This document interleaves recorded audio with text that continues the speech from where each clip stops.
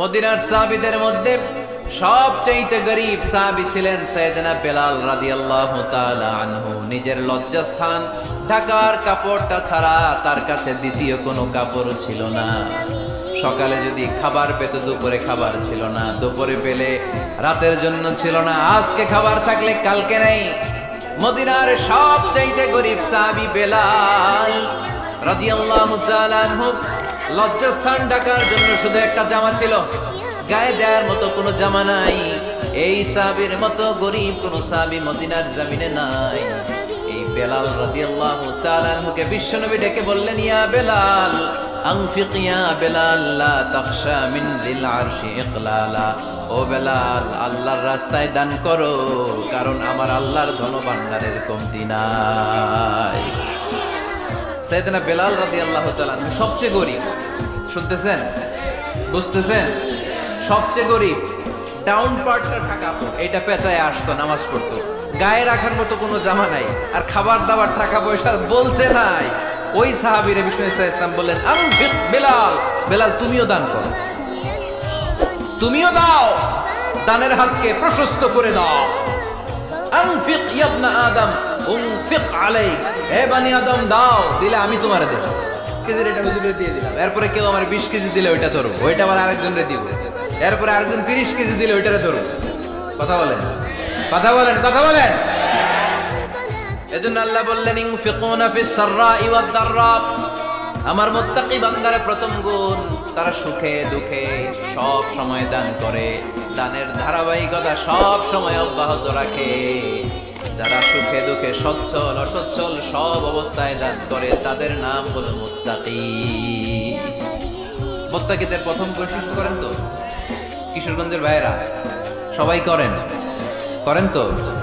Take it as a reminder, আজকের এই আলোচনাটা একটা রিমাইন্ডার হিসেবে নেন। যাদের দান করতে একটু সমস্যা, মনে থাকে না, অলসতা বা একটু কিপটামির মনোভাব আছে, এই কিপটামি কৃপণতা ভুলে যান, দেন, দেন না একটু। আপনারা দিবে কে? বিশ্বাস হয় দিলে বাড়ে, দিলে না দিলে কমে, কারণ আপনি দিলে আপনারে দিবে কে? তবে গোপন অবস্থায় দেওয়াটা উত্তম। প্রকাশ্য দান করলে আল্লাহ কবুল করেন, ওইটাতেও সওয়াব আছে, কিন্তু গোপনে দান করলে বেশি খুশি হয় কে?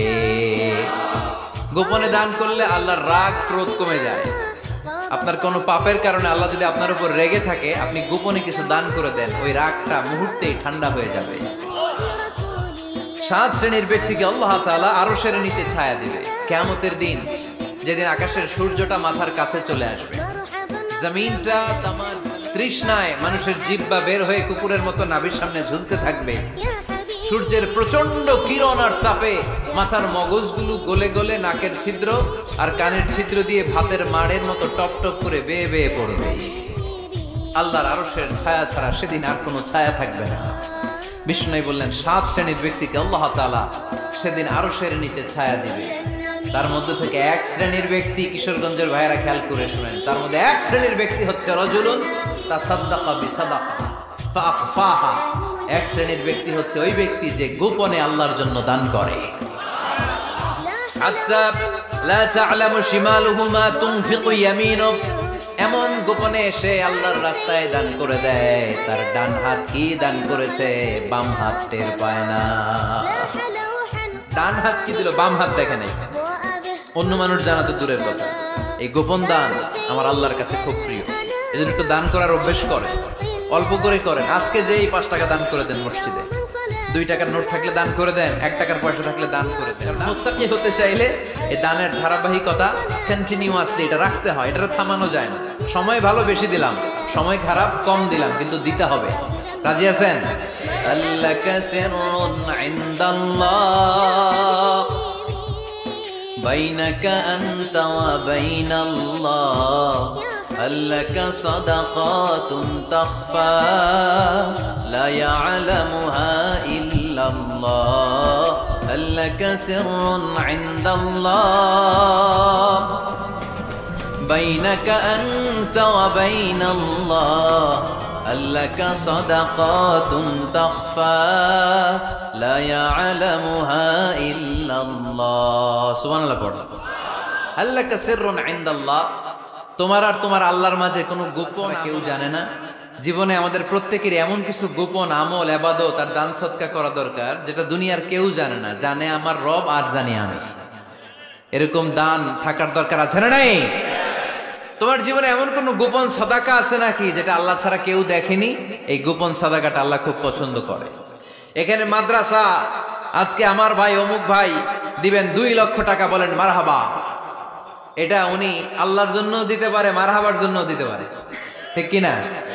কিন্তু রাতের আধারে রাস্তার পাশ দিয়ে হেঁটে যাচ্ছেন, মসজিদের দান বাক্সটা লেখা, উপরে সাইনবোর্ডে লেখা মুক্ত হস্তে আল্লাহর ঘরের জন্য দান করুন। কেউ নাই, কাক পক্ষী নাই। রাত বাজে 2টা, হঠাৎ করে পকেট থেকে 1000 টাকার বা 100 টাকার কচকচে নোটটা আপনি দান করে দিলেন। ওই দানটা 1 কোটি টাকার দানের চেয়েও বড় দান। কারণ দুনিয়ার কেউ তখন দেখে নাই, দেখেছে কে? কেউ যেটা দেখে না সেটা দেখে কে? কেউ যেটা জানে না সেটা জানে। চোখ ফাঁকি দেয়া গেলেও আমার আল্লাহর চোখ ফাঁকি দেয়া যায়? এজন্য দান করতে হবে একজনের খুশির জন্য। তিনি কে? এজন্য রব্বুল আলামিন বলেন, মাসালুল্লাযীনা ইউনফিকুনা আমওয়ালাহুম ফি সাবিলিল্লাহি কামাসালি হাব্বা আমবাতাত সাবআ সানাবিলা ফি কুল্লি সুমবুলাতিন মিআতু হাব্বা ওয়াল্লাহু ইউদাঈফু লিমান ইয়াশা ওয়াল্লাহু ওয়াসিউন আলীম। সুবহানাল্লাহ পড়েন। আল্লাহ বললেন, এই যে তোমরা আমার রাস্তায় দান করো, এটার উপমা একটা চারা বীজের মতো। এই চারা বীজ জমিনে গেড়ে দিলে সেখান থেকে 60টা শীষ গজায়, প্রতিটা শীষ থেকে 100টা করে দানা হয়, প্রতিটা শীষে জন্ম নেয় শত শস্য দানা। সুবহানাল্লাহ। চারা বীজ ছিলেন না, মাটিতে ঢুকাই দিলেন, 60টা শীষ গজালো, প্রতিটা শীষে আবার 100টা করে দানা, মোট কটা হইলো? 700 দানা গজায়। তেমনি 1 টাকা দান করলে এরকম 700 গুণ সওয়াব আপনার আমলনামায় ঢুকাই দিবে কে?